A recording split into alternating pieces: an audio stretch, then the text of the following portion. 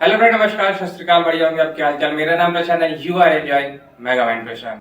Artificial intelligence की race तो दिन पर दिन बढ़ती जा रही है। डेली कोई ना कोई एआई से रिलेटेड कोई नया टूल आ ही जाता है। जैसे ही एक नया एआई का टूल आता ही है, हम उसको पूरा सीख भी नहीं चुके होते हैं, इतने में कोई नया टूल या नया फीचर मार्केट में आ जाता है।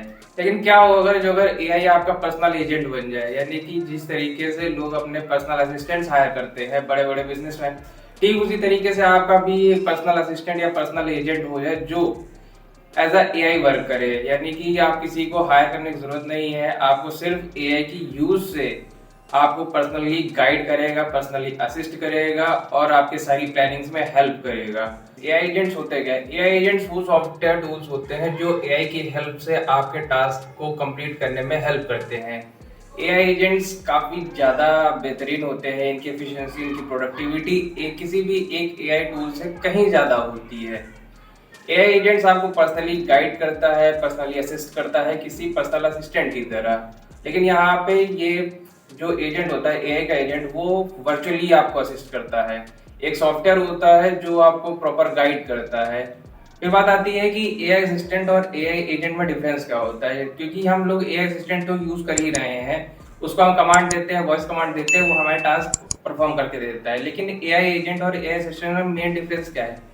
तो जो अगर भाई एजेंट आया है, पर्सनली असिस्ट करने आया, कुछ ना कुछ तो डिफरेंस होंगे और कुछ ना कुछ ऐसी कैपेबिलिटीज होंगी जो कि एआई एजेंट्स में ज्यादा होंगे किसी एआई असिस्टेंट से। तो जो अगर बात करें इनके इनके कुछ डिफरेंस की, तो जो कैपेबिलिटी होती है किसी भी एआई एजेंट की, वो एआई असिस्टेंट से बहुत ज्यादा होती है। यानी कि जो अगर आप उसको टास्क दे रहे हो दोनों में से किसी एक को भी, तो मोस्ट प्रोबेबली जो चांसेस होने वाले हैं वो एआई एजेंट के सबसे ज्यादा होने वाले हैं कि वो कम से कम टाइम में हर एक टास्क को कंप्लीट करेगा और जो कोई भी गोल अचीव करना है वो सबसे जल्दी वो एआई एजेंट प्रोड्यूस करेगा।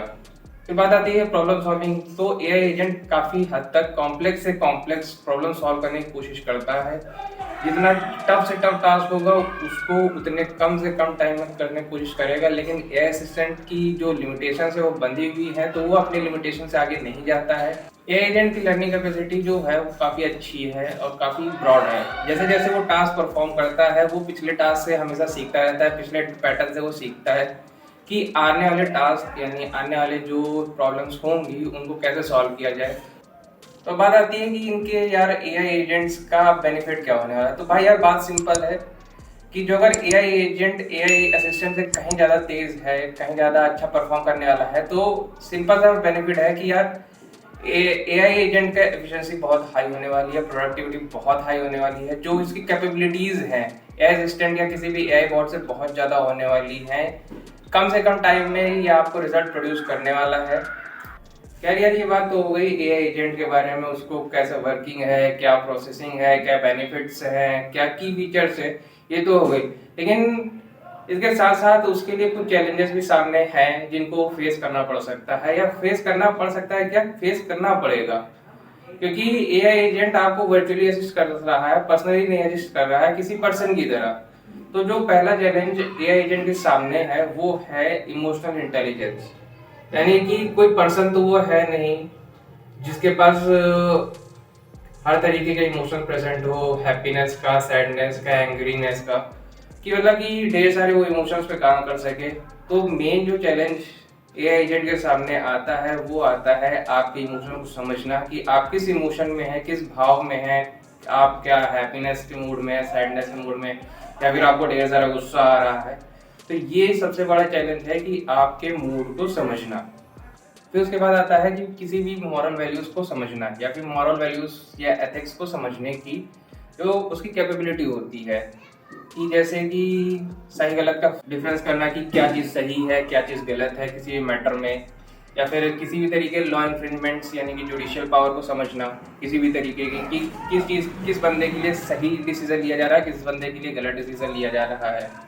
फिर उसके बाद आती है रियल टाइम एनवायरनमेंट की प्रेडिक्शंस या फिर उसका कैलकुलेशन करना, क्योंकि जो फिजिकल एनवायरनमेंट में जो वेदर फोरकास्टिंग होती है वो हमेशा से फिक्स नहीं होती है, वो हमेशा ऑल ऑफ सडन चेंज हो जाती है। जैसे जो अगर आज बारिश है, कल धूप हो जाए, फिर उसके बाद कैसा मौसम हो जाए, भाई इसका कोई भी प्रेडिक्शन नहीं होता है, इसका प्रॉपर डेटा नहीं होता है।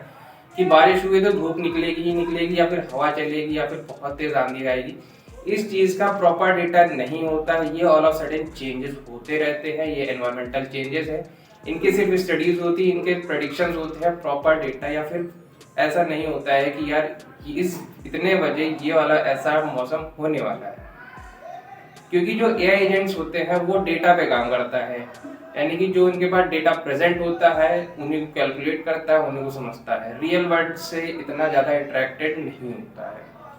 तो ये बात हो गई भाई एआई एजेंट्स के बारे में, उसके प्रॉपर फीचर्स के बारे में, क्या बेनिफिट्स हैं, क्या चैलेंजेस हैं। आई होप कि वीडियो इन्फॉर्मेशन आपको अच्छी लगी होगी। वीडियो अच्छी लगी हो तो वीडियो लाइक करके जाइएगा, कमेंट सेक्शन भर के जाइएगा। चैनल पे नए हो तो चैनल सब्सक्राइब कीजिएगा। मेरे साथ जुड़े रहने के लिए इंस्टा पे कनेक्ट हो सकते हो, लिंक डिस्क्रिप्शन में है, जल्दी से जाके चेकआउट करो। फिलहाल के लिए इतना ही, मिलते हैं किसी नए वीडियो नए टेक के साथ। Love you guys, bye.